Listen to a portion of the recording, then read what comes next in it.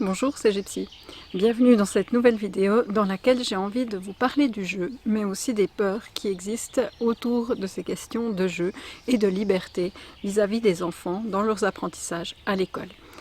Alors, le jeu, on le voit et André Stern en parle mieux que moi, c'est la meilleure façon que la nature nous a donnée, à nous, êtres humains ou à d'autres mammifères, pour apprendre.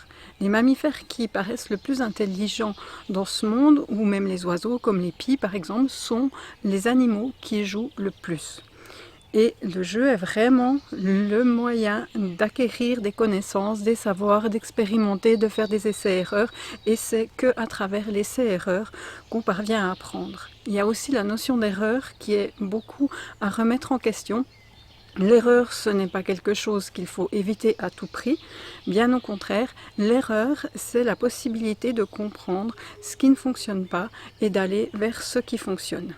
Tout en respectant bien entendu toujours le fait qu'il vaut mieux, pour soutenir un enfant dans ses apprentissages, lui montrer ce qu'il a fait juste que ses erreurs et de pointer toujours ses erreurs, parce que quand on lui montre ses erreurs, son cerveau à ce moment-là se rappelle comment il a fait pour produire l'erreur plutôt que comment il faut faire pour produire la bonne réponse ou pour produire la réflexion correcte.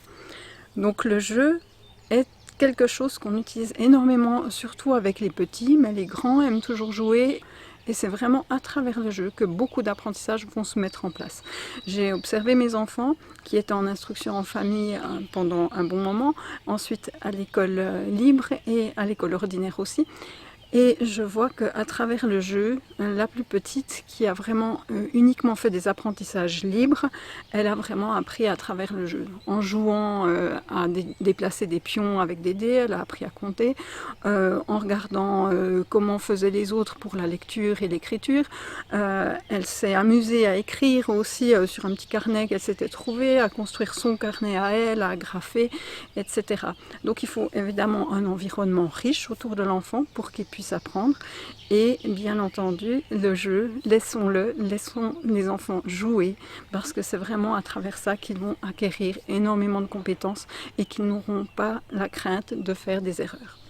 Alors je vous remercie toujours pour vos encouragements, et si vous avez envie de partager davantage ces idées, likez cette vidéo. À bientôt.